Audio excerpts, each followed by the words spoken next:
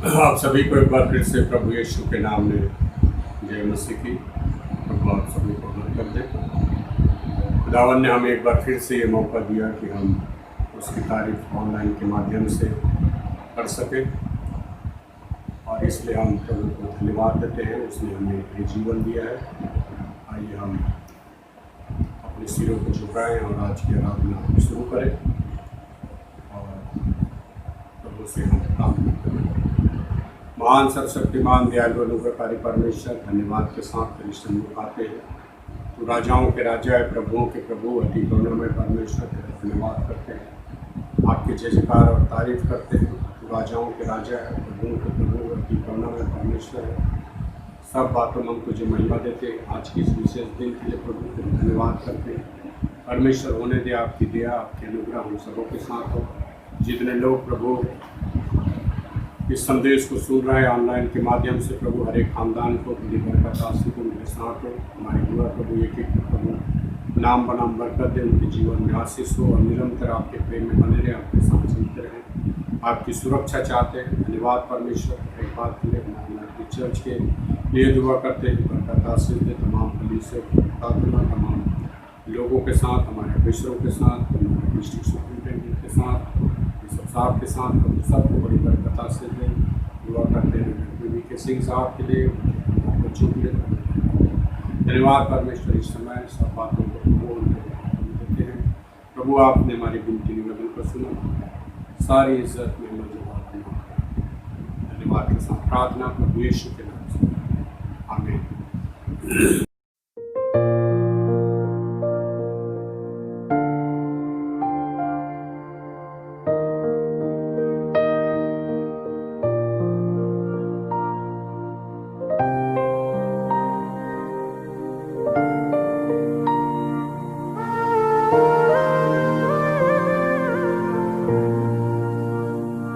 धन्यवाद के साथ स्तुति गाऊंगा, हे यीशु मेरे खुदा। उपकार तेरे हैं बेशुमार, कोटि कोटि स्तुति धन्यवाद। धन्यवाद के साथ स्तुति गाऊंगा, हे यीशु मेरे खुदा।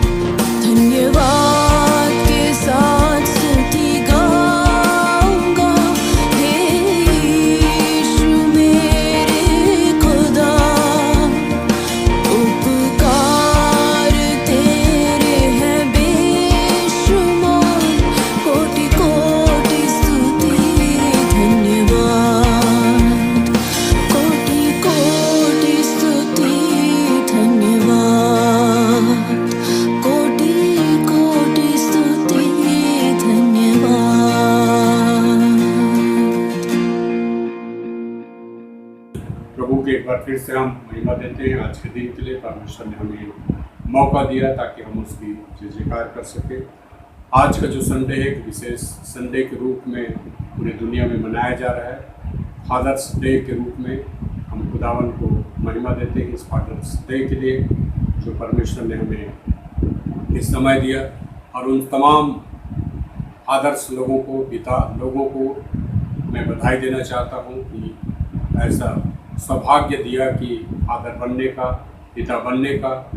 उन सब पर प्रभु की दया और अनुग्रह चाहते हैं ताकि अपने जीवन में और भी वो और उन आशीष को अपने बच्चों के साथ बांट सके और उन बातों को भी जो प्रभु ने दिया है सर्वदा याद करते हुए अपने बच्चों को आगे बढ़ा सके। सो परमेश्वर को हम महिमा देते हैं। आज के आइए इस समय हम आज के संदेश की तरफ चलेंगे जो फादर्स डे के उपलक्ष्य में है। और इस समय हम पढ़ेंगे परमेश्वर के वचन से। परमेश्वर के जो वचन है जो पुराने नियम से दिया गया है। आज का जो सबक है पहला राजा की किताब उसका 2 अध्याय उसका 1 पद से लेकर के पढ़ूंगा 4 पद तक। पहला राजा की किताब 2 अध्याय उसके 1 पद से लेकर के 4 पद तक यहाँ पे पढ़ूंगा आपके सामने। इस प्रकार लिखा है, जब दाऊद के मरने का समय निकट आया तब उसने अपने पुत्र सुलेमान से कहा, मैं संसार के रीति पर कुछ करने वाला हूँ, इसलिए तू हियाव बांधकर पुरुषार्थ दिखा और जो कुछ तेरे परमेश्वर यहोवा ने तुझे सौंपा है उसकी रक्षा करके उसके मार्गों पर चला करना। और जैसा मूसा की व्यवस्था में लिखा है वैसे ही उसकी विधियों तथा आज्ञों और नियमों और चेतावनियों का पालन करते रहना, जिससे जो कुछ तू करे और जहाँ कहीं तू जाए उसमें तू सफल हो। और पर यहोवा अपना वाद वचन पूरा करे जो उसने मेरे विषय में कहा था। यदि तेरी संतान अपनी चाल के विषय में ऐसे सावधान रहे कि अपने संपूर्ण हृदय और संपूर्ण प्राण से सच्चाई के साथ नित मेरे सन्मुख चलते रहे, तब तू इस्राएल की राजगद्दी पर विराजने वाले कि तेरे कुल परिवार में कभी घटी कभी न होगी। प्रभु इस वचन के पढ़े और सुने जाने के आशीष। यहाँ पे हम देखते हैं राजा दाऊद के बारे में, एक पिता के बारे में हम यहाँ पे देख रहे हैं और राजा दाऊद के अंतिम क्षणों के बारे में देख रहे हैं। और उसने अपने पुत्र को बुलाकर उसने आदेश दिया। यहाँ पे हेडिंग भी हमें मिलता है, सुलेमान को दाऊद का अंतिम आदेश। दाऊद का अंतिम आदेश है जो इस दुनिया से कूच कर जाने वाले थे और अपने पुत्र को बुलाकर ये सब बातें जो परमेश्वर की ओर से कही गई थी उसको वो स्मरण करा रहे हैं और कह रहे हैं। कुछ एक बातें हैं जिसके देखिए हम ध्यान करेंगे, गौर करेंगे। 2 पद में आपके अक्सर दोबारा पढ़ रहा हूँ, मैं संसार की रीति पर कुछ करने वाला हूँ, इसलिए तू हियाव बांधकर पुरुषार्थ दिखा। अब मेरा इस दुनिया से जाने का समय आ चुका है और इसलिए अब तेरा फर्ज बनता है, तेरी जिम्मेवारी ये बनती है कि तू पुरुषार्थ हो, हियाव बांध कर पुरुषार्थ दिखा, अपने आप को तैयार कर, पुरुष के समान, एक जवान पुरुष के समान अपने आप को तू प्रकट कर। और जो कुछ तेरे परमेश्वर यहोवा ने तुझे सौंपा है उसकी रक्षा करके, जो कुछ परमेश्वर ने उसको दिया है उसकी तू रक्षा करना, उसकी हिफाजत करना। और आगे कहता है यहाँ पे, उसके मार्गों पर चला करना, उसके राह पर चलना। जो कुछ परमेश्वर ने तुझे हिदायत दी है, जो परमेश्वर ने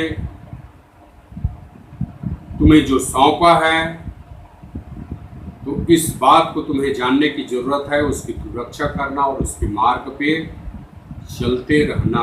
और जैसा मूसा की व्यवस्था में लिखा है, व्यवस्था की बातों को भी उसको स्मरण करा रहा है कि जैसे व्यवस्था में लिखा है मूसा ने लिखा है, मूसा ने जो व्यवस्था दिया है उस व्यवस्था के मुताबिक क्या करना है, नियमों और चुनौतियों, विधियों और आज्ञाओं का और नियमों का पालन करते रहना। तो यहाँ पर हम देखते हैं मूसा के द्वारा दी गई ये आज्ञा है और उन आज्ञा का पालन करते रहना। ये बड़ी महत्वपूर्ण बात हम यहाँ पे देख सकते हैं। राजा दाऊद अपने पुत्र सुलेमान को बता रहा है, चुनौती दे रहा है और उनको आदेश दे रहा है, समझाने की कोशिश कर रहा है कि तुमने क्या करना, मेरे जाने का समय आ गया है, अब तुमने क्या करना है।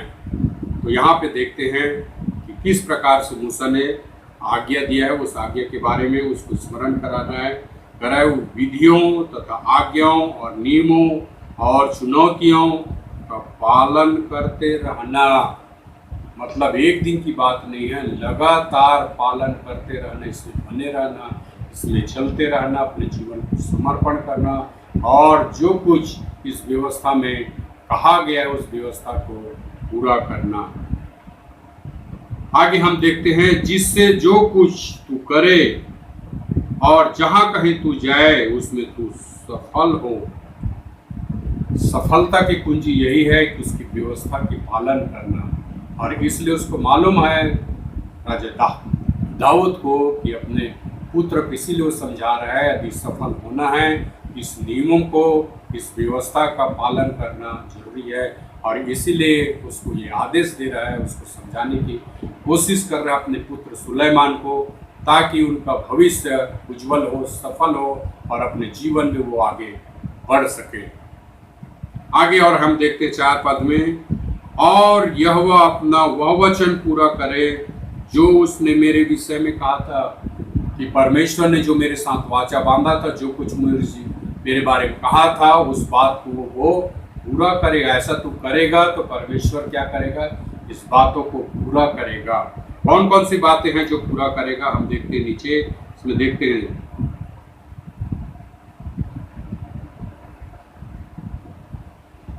यदि तेरी संतान अपनी चाल के विषय में ऐसे सावधान रहें कि अपने संपूर्ण हृदय और संपूर्ण प्राण से सच्चाई के साथ नित मेरे सन्मुख चलते रहे, संपूर्ण हृदय से और संपूर्ण प्राण से मेरे सन्मुख वो चलते रहे। ये बड़े महत्वपूर्ण चीज है कि परमेश्वर के सन्मुख चलते रहना।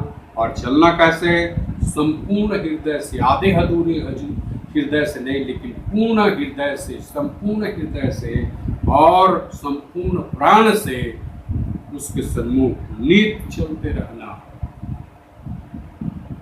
तब तो इस्राएल की राजगद्दी पर विराजने वाले की तेरे कुल परिवार में कभी घटी न होगी। कहने का मतलब तेरे परिवार के लोग ही इस राजगद्दी पर, इस्राएल की जो गद्दी है उसमें बैठेंगे। और इसलिए इस बात को हम देख सकते हैं, राजा दाऊद किस प्रकार से अपने पुत्र को समझाने की कोशिश कर रहा है, बताने की कोशिश कर रहा है, ताकि सुलेमान इस बात को समझ सके, जान सके। और एक अच्छे पिता होने के नाते हम देख सकते हैं अपने पुत्र को किस प्रकार से निर्देश दे रहे हैं। और आज हम देख रहे हैं इस फादर्स डे के उपलक्ष्य में, एक अच्छे पिता होने के नाते हमारी भी ये फर्ज बनती है, हमारी भी जिम्मेवारी बनती है कि हम अपने बच्चों को इस प्रकार से शिक्षा दें, उसकी पालन पोषण करें, उनकी अगुवाई करें, उनका करें। परमेश्वर की डर और भय में हमें आगे बढ़ाने की जरूरत है। और चलिए और भी हम कुछ बातों को हम देखेंगे। और अच्छे पिता होने के नाते हमारे एक जिम्मेवारी भी बनती है, हमारे कर्तव्य है कि हम कुछ कामों को भी हमें करना है। ऐसे बाइबल में देखा जाए तो बहुत अच्छे अच्छे पिता रहे। कुछ लोग पिता ऐसे भी हैं जिनके बच्चे अच्छे नहीं निकले, लेकिन एक पिता होने के नाते हमारी फर्ज है, हमारी जिम्मेवारी है कि हम अपने बच्चों को सही शिक्षा दें ताकि वो परमेश्वर की राहों में चलते रहें। और इसलिए एक पिता होने की जिम्मेवारी हमें निभाना है। और यहाँ पे मैं आपको 6 बातें बताऊंगा पिता की कर्तव्य या जिम्मेवारी। 6 कर्तव्य, वैसे बहुत सारे हैं लेकिन 6 बातें हैं जिसके बारे में हम गौर करें। पहली बात है कि पिता की जो जिम्मेवारी है, टू टीच सिखाना की जिम्मेवारी बनती है पिता का कि वो अपने पुत्र को, अपने बच्चों को सिखाएं। क्या सिखाएं? अच्छी बातों को, परमेश्वर के वचन को उसको सिखा सके, परमेश्वर का भय मानना सिखा सके। और इसलिए चलिए हम परमेश्वर के वचन में थोड़ी देर गौर करें, ध्यान करें, परमेश्वर के वचन में चले। हम व्यवस्था विवरण की जो किताब उसमें हम चले, देखें 6 अध्याय उसके 4 पद से लेकर के आगे मैं पढ़ूंगा आपके सन्मुख। इसमें देखिए, हे इस्राएल सुन, यहोवा हमारा परमेश्वर है, यहोवा एक ही है। तू अपने परमेश्वर यहोवा से अपने सारे मन और सारे जीव और सारी शक्ति के साथ प्रेम रखना। और ये आज्ञाएं जो मैंने आज तुझको सुनाता हूँ वे तेरे मन में बनी रहे, और तू इन्हें अपने बाल बच्चों को समझा कर सिखाया करना, और घर में बैठे मार्ग पर चलते लेटते उड़ते उसकी चर्चा किया करना, और इन्हें अपने हाथ पर चिन्ह के रूप में बांधना, और ये तेरी आंखों के बीच टीके का काम दे, और इन्हें अपने अपने घर के चौखट और बाजुओं और फाटकों पर लिखना।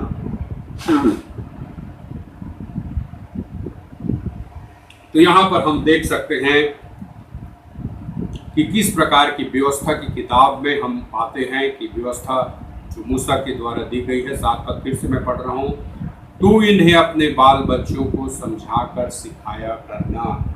तो परमेश्वर के वचन को सिखाना अपने बच्चों को बहुत ही जरूरी है, ताकि हम बच्चों को सही शिक्षा दे सकें, सिखा सकें। तो टीच परमेश्वर के वचन को, परमेश्वर की इस पवित्र शास्त्र को उनको बताएं, उनको समझाएं, ताकि वो समझ सके और परमेश्वर के मार्ग में चल सके। दूसरी बात देखते हैं, टू ट्रेन, तैयार करना, बच्चों को तैयार करना।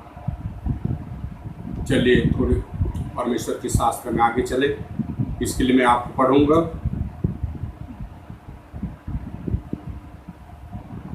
नीति वचन 22 उसका 6 पद आपके सम्मुख पढ़ूंगा।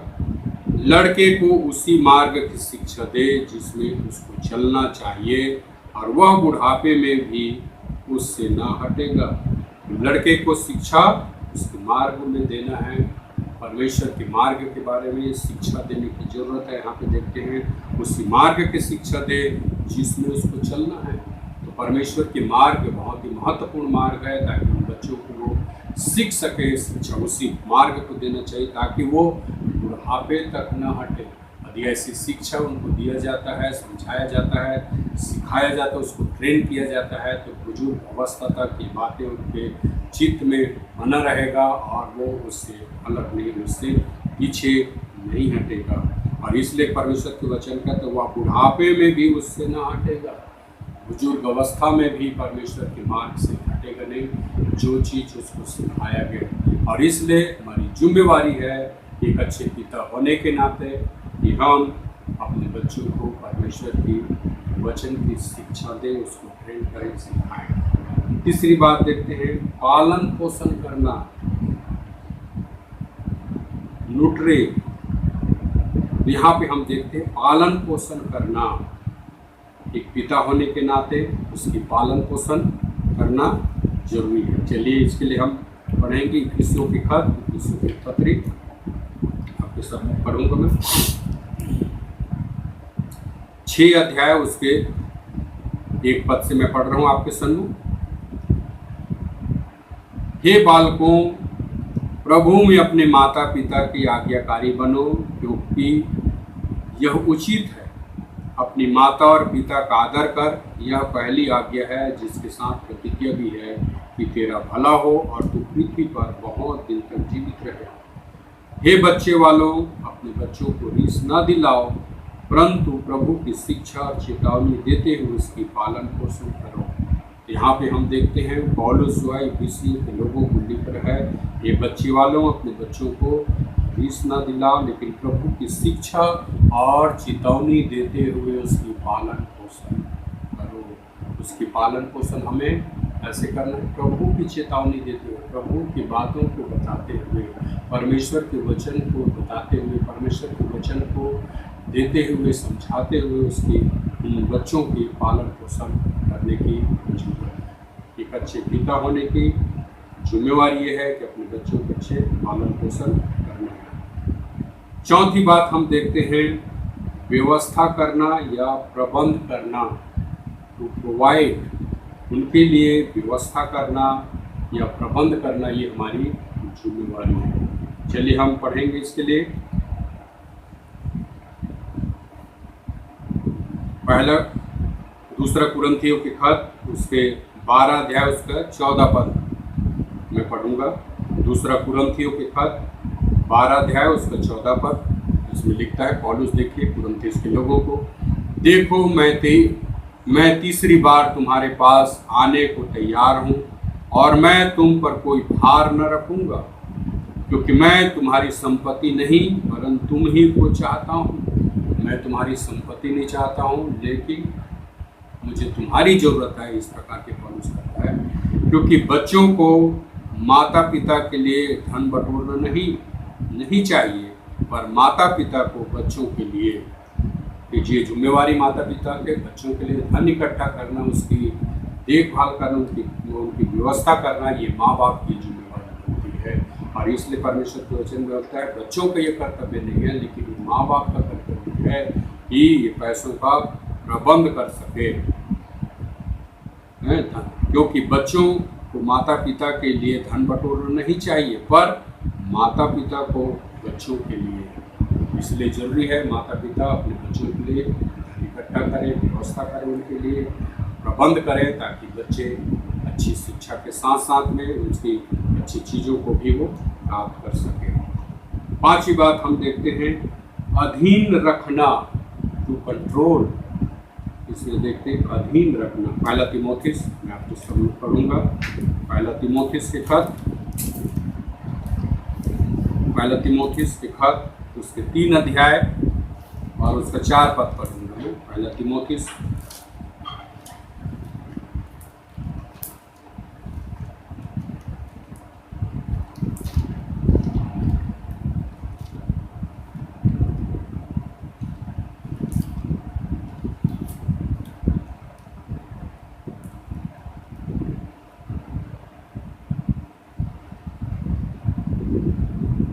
पहला तीमुथियुस 3 का उसका 4 पद आपके सन्मुख पढ़ रहा हूँ।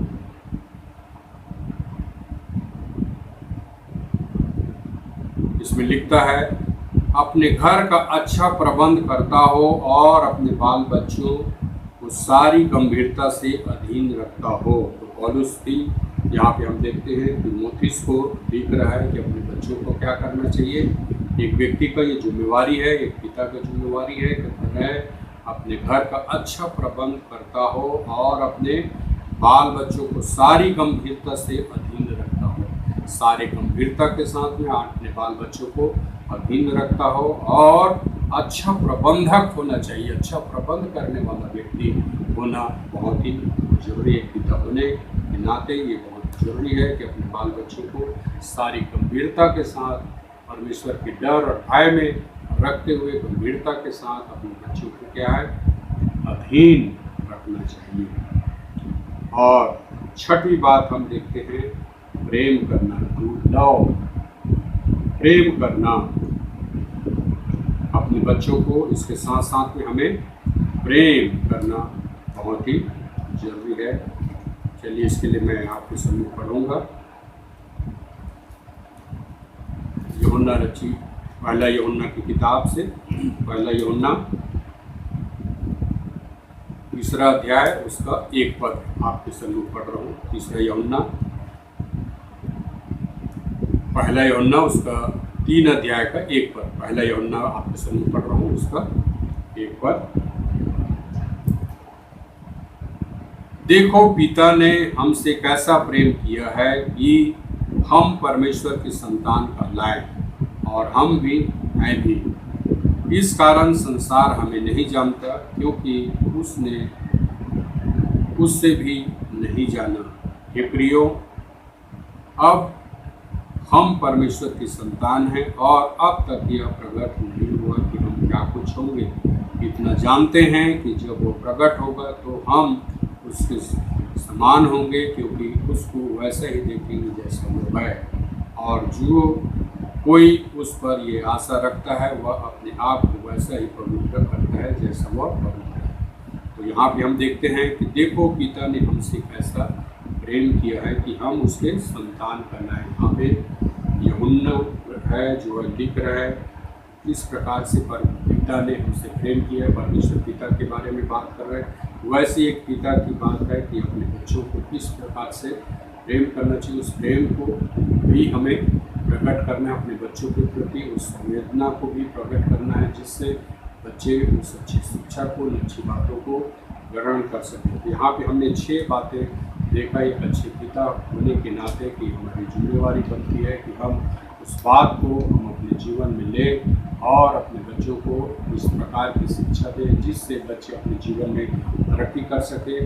और इस फादर्स डे के उपलक्ष्य में एक बार फिर से तमाम पिताओं को मैं बधाई देता हूँ, बहुत बहुत उनका जीवन अच्छा हो और वो उन्हें और भी आशीष से भरपूर कर सके।